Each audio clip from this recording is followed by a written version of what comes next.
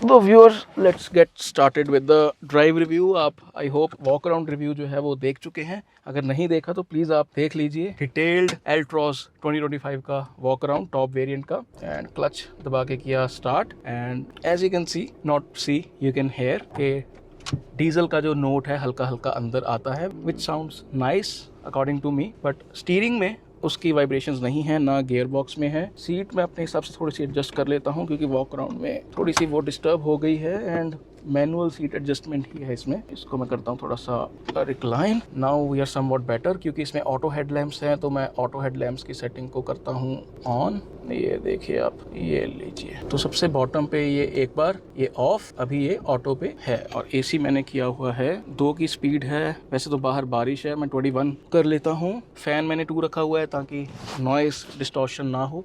और सनरूफ जो है मैंने खोली हुई है because weather is really nice. Bangalore में बिल्कुल भी पोल्यूशन नहीं है। मे बी वेदर ऐसा ही रहता है या बारिश होके हटी है, बट इट्स सो सीनिक। मैंने जो बैकड्रॉप भी था वो बहुत अच्छा था। एंड अभी मैं इसको भी एडजस्ट कर लेता हूँ, IRVM को भी। और पीछे वाला वाइपर चलना शुरू हो गया था और वो मैंने ऑफ कर दिया है। And let's get started. Hand brake हमने कर दी है बंद। और मेरे सामने एक i20 है, वो भी यहाँ पे जो नज़ारे हैं उनको देखने आए थे, तो let them go first. Let's get started. तो डीजल की जो एक एडवांटेज रहती है दोस्तों कि फर्स्ट गियर में लो एंड टॉर्क रहता है। आपको क्लच छोड़ने पे ये डर नहीं रहता कि गाड़ी बंद हो जाएगी, specially in the 4 cylinder. Just 1 second, I will cross the road. तो व्यूअर्स, जैसे वॉक अराउंड में मैंने डिस्कस किया कि जो एडजस्टमेंट है स्टीयरिंग की वो आपको टेलीस्कोपिक नहीं मिलेगी, तो मैं इसको थोड़ा सा नीचे कर देता हूँ मेरी ड्राइविंग पोजीशन के हिसाब से। वैसे ड्राइव करते समय मुझे ये नहीं करना चाहिए था, I am sorry for that. And I have to say कि जैसे लास्ट रिव्यू में मैंने आपको बताया था कि टाटा नेक्सॉन के जो प्योर प्लस वेरिएंट में जो गियर बॉक्स की नॉचीनेस थी वो बहुत कम थी। Similar is the case with एल्ट्रॉस diesel 5 speed. इसमें नॉचीनेस नहीं है मेरे वाले यूनिट में at least. The gear box is smooth जब मैं गियर शिफ्टिंग कर रहा हूँ। अभी तक तो वैसे मैंने 3rd में ही स्लॉट किया है। लो स्पीड्स पे ही अभी मैं चला रहा हूँ because the road is as such, but थोड़ी देर में हम हाईवे पे टच डाउन जो है वो कर जाएंगे। But even at the low speeds diesel की देखिए क्या एडवांटेज रहती है। लो एंड टॉर्क में आपको क्लच जो है उतना ज़्यादा इस्तेमाल नहीं करना पड़ता जैसे पेट्रोल में करना पड़ता है। और fuel efficiency is a big factor जिसके कारण लोग EVs CNGs ले रहे हैं बिकॉज गवर्नमेंट का डीजल्स के प्रति कुछ रवैया ऐसा है कुछ स्टेट्स में। बट विद दिस कार जब मॉर्निंग में मैं ये चला के आया 20-30 किलोमीटर, तो 20 की फ्यूल एफिशिएंसी मैंने इजीली निकाल दी। यस, उसमें रास्ते खाली थे बट मैं हाई स्पीड्स पे नहीं आया, नॉर्मल स्पीड्स पे 30, 40, 50, 60। तब भी आई वॉज सो सरप्राइज्ड कि 20 की फ्यूल एफिशिएंसी तब थी जब मैं वॉक अराउंड करने से पहले मैंने देखा। जब वॉक अराउंड किया तो मुझे बीच बीच में गाड़ी ऑन करनी पड़ी, AC चलाना पड़ा and then the fuel efficiency dropped and now it is 9.9। मैं एक काम करता हूँ, इसको रीसेट कर देता हूँ। ये लीजिए, मैं रीसेट इसको मैंने कर दिया and now I will slot it to the second. Just listen to the grunt. ये देखिए आप, तो ये चीज़ रहती है आपके विल पे रहती है पावर। हालांकि 0 to 100 ये 12.8 सेकंड्स में आई बिलीव कवर करती है, बट 0 to 100 को आप साइड पे रखिए। मैं ये देखता हूँ कि गाड़ी 60 to 120 एक पर्टिकुलरली गियर में अगर मैं 4th में हूँ तो if I try to pull तो ये गाड़ी पुल कैसे करती है। और ये गाड़ी बहुत अच्छा पुल कर रही है। इसमें 1500 cc engine, 90 bhp with 200 Nm torque. तो जब आप एकदम से गियर कम करके ताकत निकालने की कोशिश करेंगे तो आपको ताकत की कमी गाड़ी पे नहीं होगी। एंड अभी ये सिंगल रोड है, ऑटो वाइपर्स जो हैं वो थोड़ा स्लो काम कर रहे हैं। मैं इसको थोड़ा तेज़ कर देता हूँ। तो एक काम ड्राइविंग भी अगर आपने करनी हो, जैसे ये सिंगल रोड है, मैं चाहता हूँ कि 50-60 पे मैं आराम से जाऊँ, तो 4th पे मैंने स्लॉट किया हुआ है और 55-60 पे मैं आराम से जा रहा हूँ। और RPMs भी जो हैं वो 2000 के नीचे ही हैं। अभी जब मैं इसको पुल करता हूँ तो अभी ये 2000 RPMs हुए हैं। एंड ऐसे even in the normal traffic like this in Bangalore, मुझे लगता है कि अगर ऐसा माइल्ड ट्रैफिक होगा तो बहुत इजीली मैं 15-16 kmpl जो है मतलब पर लीटर 16 के आसपास बहुत इजीली स्क्वीज कर सकता हूँ। देखिए, अगर रिफाइनमेंट की बात ऑनेस्टली की जाए तो 1.2 GDI जो इनका कर्व में आता है, वैसी रिफाइनमेंट आपको डीजल में महसूस नहीं होगी। जब तक तो आप 2000 RPM के ऊपर हैं या तब तक तो ठीक लगता है बिल्कुल, बट कम स्पीड्स पे हल्की हल्की आपको जो एक हार्शनेस होती है डीजल इंजन की वो महसूस होती है। थोड़ा सा गाड़ी टाइम लगाती है जब आप इंस्टेंटली थ्रॉटल करते हो, तो वो चीज़ आपको एक डीजल इंजन आप चला रहे हो, एक सुपर रिफाइंड GDI 1.2 इंजन नहीं चला रहे, वो डेफिनेटली पता चलता है। But again I will say कि जो एडवांटेजेस इसके साथ हैं, specially if you drive 2000 plus kilometres per month, तो ये बहुत अच्छा एक विकल्प हो सकता है अगर आपने ईवीज़ की तरफ और सीएनजी की तरफ नहीं जाना, बट अपने रनिंग कॉस्ट पे पैसे भी बचाने हैं और आपको परफॉर्मेंस भी चाहिए। और हैंडलिंग की बात की जाए तो एल्ट्रॉस के पहले से ही उसमें पूरे नंबर हैं। ये नए स्टीयरिंग के साथ भी कुछ मुझे डिफरेंस जो है वो, जब मैंने रिसेंटली एल्ट्रॉस रेसर चलाई थी तो बहुत confidently you can manoeuvre, you can take on the curves, तो उसमें कोई अभी तक मुझे डिफरेंस वैसा नहीं लगा। बहुत easily I get familiar with this car, क्योंकि जो कार्स मैं चलाता हूँ यूरोपियन कार्स, उनके भी डायनामिक्स बहुत सॉर्टेड रहते हैं। तो इंस्टेंटली एल्ट्रॉस में बैठ के मुझे कोई ऐसी फीलिंग नहीं आई कि कुछ इन्फीरियर जैसा कुछ मैं चला रहा हूँ। It's perfectly all right. और प्रायोरिटी लिस्ट में अगर आपने हैंडलिंग लिखी हुई है तो टाटा के स्टेबल से या अदरवाइज अंडर 13 लाख आप एल्ट्रॉस जो है वो आंखें बंद करके ले सकते हैं। And it's not like I am driving this car and I am saying this. आप गाड़ी चला के देखिए और आप मुझे नीचे आके उस चीज़ की फीडबैक दे सकते हैं। इसकी ground clearance as compared to their Nexon और पंच थोड़ी कम है। स्टीयरिंग को उस तरीके से ट्यून किया गया है कि आप ज़्यादा कॉन्फिडेंट जो है वो महसूस करते हैं। अल्फा प्लेटफॉर्म बहुत अच्छे से कॉम्प्लीमेंट करता है एल्ट्रॉस को। सो अभी I just do a quick overtake. चौथे गियर में मैंने रखा एंड आई एम पुलिंग और गाड़ी 80 पे। In no time the car reached 80। और अभी मैं स्लॉट करता हूँ 5th में, जिसमें और ज़्यादा फ्यूल एफिशिएंसी जो है मैं स्क्वीज़ कर सकता हूँ। और अभी जो मैं स्क्रीन पे देख पा रहा हूँ, सिर्फ ऐसे 4 किलोमीटर गाड़ी चलाई है और 22 के आसपास जो गाड़ी है वो रिटर्न कर रही है। As you know the advantages with the diesel. Suspension की बात मैं ज़रूर करना चाहूँगा। सुबह 25-30 किलोमीटर जब मैंने चलाई, थोड़े से बुरे रास्तों पे मैं जानबूझ के लेके आया एयरपोर्ट के बाद आगे से होके, क्योंकि I wanted to find the difference जो मेरे पास इनकी नेक्सॉन या कर्व, इवन टाटा टियागो जो लंबे समय के लिए मेरे पास रह चुकी हैं, जिनका एक्सटेंसिव रिव्यू मैं कर चुका हूँ। I wanted to know the difference. तो इसमें मैं ये चीज़ डेफिनेटली कह सकता हूँ कि येस, ग्राउंड क्लियरेंस पे कॉम्प्रोमाइज़ है। जिस तरीके से गिल पिंड में, माणकवाल में, लुधियाना में मैं बहुत परवाह किए बिना नेक्सॉन चलाता हूँ, इसकी परवाह मुझे करनी पड़ेगी। बट उसके बार्गेन में मुझे मिल क्या रहा है? मुझे बेटर स्टेबिलिटी मिल रही है हाई स्पीड्स पे, एंड बुरी सड़कों पे सस्पेंशन बैलेंस्ड है। It is not soft like Nexon, उसमें ओवरली कंफर्टेबल है डेफिनेटली, बट इसमें भी आप ज़्यादा झूलोगे नहीं, आपको कंफर्टेबल लगेगा। At least on the driver seat I felt like that. Stiff होती तो अंदर ज़्यादा पता लगता, बट ऐसा उतना महसूस नहीं होता। बट येस, उसमें नेक्सॉन के नंबर ज़्यादा हैं। बुरी सड़कों पे नेक्सॉन की ग्राउंड क्लियरेंस एंड उसकी सस्पेंशन आपको थोड़ी ज़्यादा कंफर्ट देगी।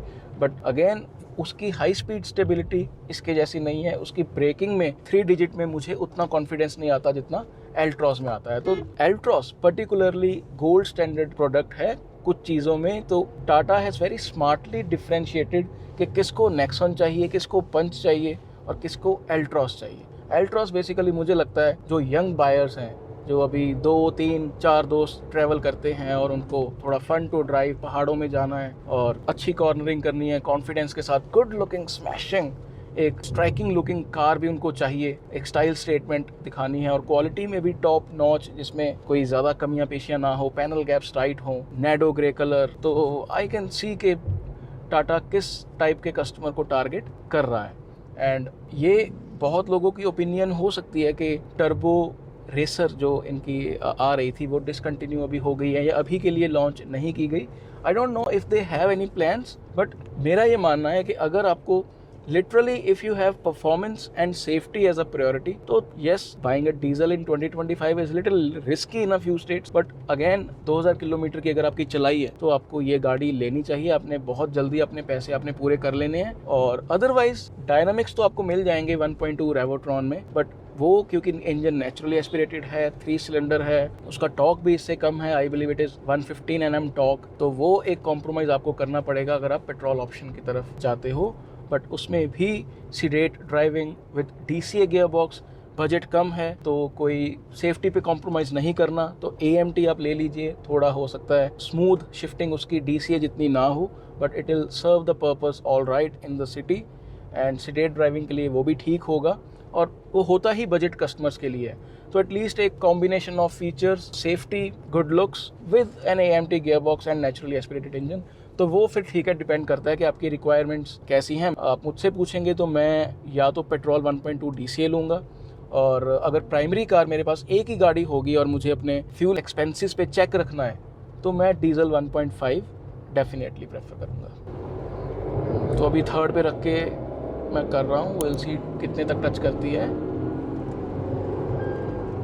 तो 80 की स्पीड लिमिट है, तो थर्ड में बहुत इजीली 80 पे ये टच कर जाती है, जिसका मतलब सिंपल है व्यूअर्स, मैं आपको कोई टॉप स्पीड करके नहीं दिखाना चाहता। मतलब ये है कि डीजल इंजन में during quick overtaking on the highways, single roads, otherwise आपको कोई प्रॉब्लम नहीं आने वाली। इंस्टेंट टॉक आपको मिलता है, आप स्क्रीन पे देख पा रहे हैं कितने आरपीएम पे कितना टॉक मिलता है, तो there will be no issues whatsoever with this particular diesel engine. और ये चीज़ जैसे मैं कह चुका हूँ कि हाई स्पीड्स पे या अबव 2000 आरपीएम ये इंजन स्मूथ लगता है, only at the when you slot in some gear और हल्का सा जैसे नॉचीनेस रहती है, but the moment it picks up तो वो इंजन स्मूथ हो जाता है।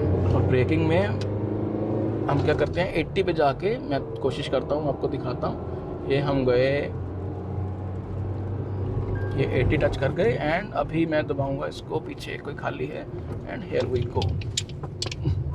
बहुत सही, देखो मैंने हल्का सा जेंटली प्रेस किया। My intention was not to bring the car at standstill, but बहुत कॉन्फिडेंटली जो है कार ने बिहेव किया, and as expected from a car like Altroz कि इसमें आप 80, 90, 100 पे आपको ब्रेकिंग में ना तो नोज डाइविंग मिलेगी, और सस्पेंशन बहुत ही बढ़िया है यार, बहुत ही लिटरली बहुत बढ़िया है। मैं लिटरली अपने ब्रदर इन लॉ को, जो उसका बजट 12-13 लाख है, ये कार डेफिनेटली रेकमेंड करने वाला हूँ डीजल, क्योंकि उसकी चलाई है 1500 किलोमीटर के आसपास, और मुझे फिट एंड फिनिश पर्टिकुलरली बहुत अच्छी लगी।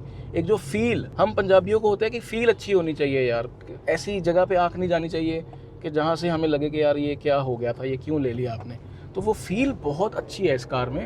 ये देखिए गड्ढों में पता ही नहीं चलता बिल्कुल भी, मतलब sometimes you want even feel कि ये कोई हैचबैक है। तो that's the thing how Tata tunes the suspension. और ये चीज़ इनकी इवन हम्बल टियागो ईवी जब मेरे पास थी तो तब भी मुझे महसूस हुआ कि उसकी सस्पेंशन मेरी कुछ कार से बुरी सड़कों पे बेहतर है। It comes with a compromise, yes, हो सकता है कि 140, 150 पे वो थोड़ी सी वॉबल करे कार, बट इतनी स्पीड्स पे जाना ही क्यों है जब 120 के ऊपर वैसे ही स्पीड लीगल नहीं है। तो it's a very fine balance that Tata has स्ट्राइक्ड with एल्ट्रॉस के गड्ढों में भी आपको कंफर्ट रहे, ऐसा नहीं है कि थर्ड साउंड अंदर आ रही है, आप झूल रहे हो, और हाईवेज पे भी आपको 80, 120 तक आपको कॉन्फिडेंस रहेगा कि जैसे मर्जी आप गाड़ी चला सकते। और last but not least, seats की जो कंफर्ट है दैट इज़ नाइस। ये चीज़ आपको ध्यान रखना होगा कि सीट्स के कलर जो हैं वो लाइट हैं, तो थोड़ा सा आपको डिसिप्लिन्ड रहना होगा उस चीज़ को लेके। Seat covers I am sure brand provide करेगा, तो वो भी आपकी मर्जी है। गाड़ी में 6 एयर बैग्स हैं, तो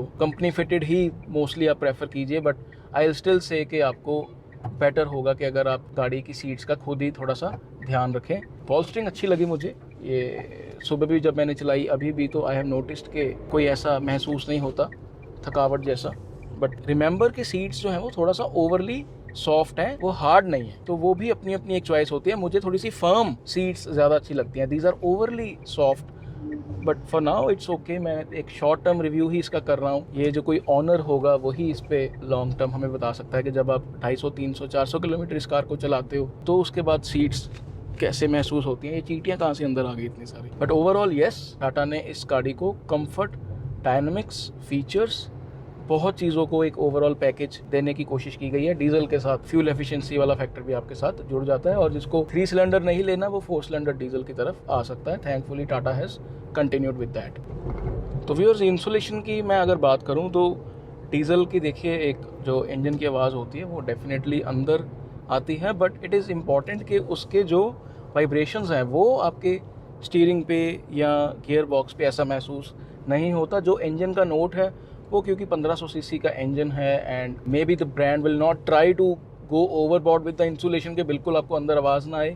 सेगमेंट भी देखिए B2 हैचबैक है, तो अगर आप ये सोचते हैं कि बिल्कुल डीजल इंजन के अंदर आवाज़ नहीं आएगी तो दैट्स नॉट द केस।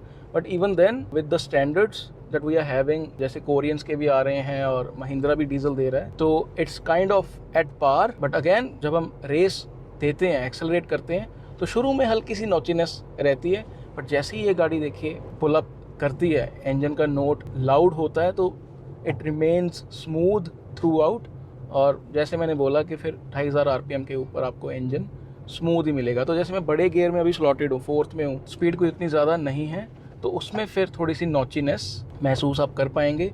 तो इट इज़ वेरी इंपॉर्टेंट कि सही स्पीड पे सही गियर स्लॉटेड हो, ताकि आपको फ्यूल एफिशिएंसी भी सही मिले और जो हल्की फुल्की नॉचीनेस है वो भी आपको ना पता चले। तो व्यूअर्स, आई होप ये एक इनिशियल इम्प्रेशंस आपको ड्राइविंग जो मैंने 40 किलोमीटर्स के आसपास एल्ट्रॉस चलाई है, जिस पे बहुत ज़्यादा स्पीड्स तो हमने टच नहीं की, बट ओवरऑल सिटी ड्राइविंग के जो मेरे एक हल्के फुल्के इम्प्रेशंस रहे हैं, उस पर आपको कुछ अच्छे इंसाइट्स मिले होंगे। And if you are planning to purchase this car, तो आई होप कि एक इनिशियल ओपिनियन आपको हल्की फुल्की पता चल गई होगी, एक क्लैरिटी मिली होगी कि डीजल की तरफ जाना चाहिए कि 1.2 CNG और 1.2 पेट्रोल रेवोट्रॉन की तरफ। ये रेवोटॉर्क है 1.5। तो प्लीज़ आप मुझे नीचे कमेंट्स में बताइए कि ये इनिशियल इंप्रेशंस आपको कैसे लगे। बाकी क्योंकि मुझे ये टाटा की गाड़ियों को लंबी देर रख के रिव्यू करने की आदत हो गई है, तो आई विल रिक्वेस्ट टाटा, और ये चीज़, ये हैंड ब्रेक को ऐसे स्लॉट करना है, बटन दबा के बंद करना है, स्लॉट ऐसे करना, कड़ कड़ कड़ कड़ की आवाज़ आनी चाहिए। और ये ट्राईपॉड मेरी नीचे गिर गई थी जब हमने ब्रेक मारी थी, और ब्रेक मैंने सुबह भी हाईवे पे भी ट्राई की थी कुछ जगह पे, तो इसमें definitely there is no wobble. You won't feel like कि गाड़ी नोज डाइव कर जाएगी, इधर उधर चली जाएगी, तो ऐसा कुछ भी नहीं है। 3 डिजिट्स में ऐसा ही आई एम श्योर कि आपको महसूस होगा। तो ये कार, ये पता चलता है कि टॉप इंजीनियर्स जो हैं टाटा के, उन्होंने बहुत ये गाड़ी दिल से बनाई है। एंड B2 सेगमेंट हैचबैक एक ऐसा सेगमेंट है जिसमें अभी सिर्फ 8 या 10% के आसपास मार्केट शेयर रह गया है, अगर मैं स्विफ्ट को भी इस सेगमेंट में काउंट कर लूँ।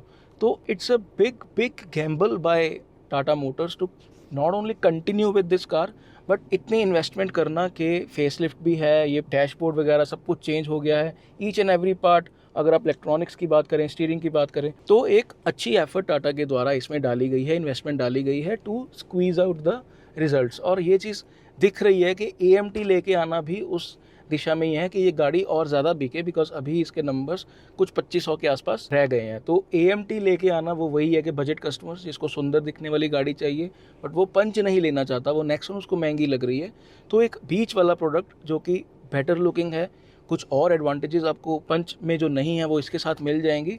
तो it's a smart move by Tata, even though I have my opinions about AMT, but वो फिर वही बात आ जाती है, मैं बार बार कहता हूँ कि बजट कस्टमर्स के लिए है, क्योंकि जिसका बजट अच्छा है उसके पास DCA है, आप चला के देखिए।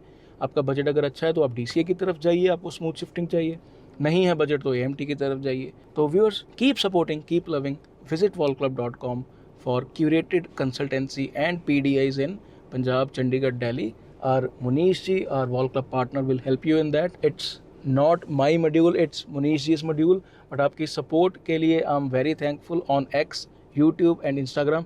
ऐसे ही सपोर्ट करते रहिए ताकि ऐसी कार्स हमें चलाने को मिलती रहें। Thank you so much.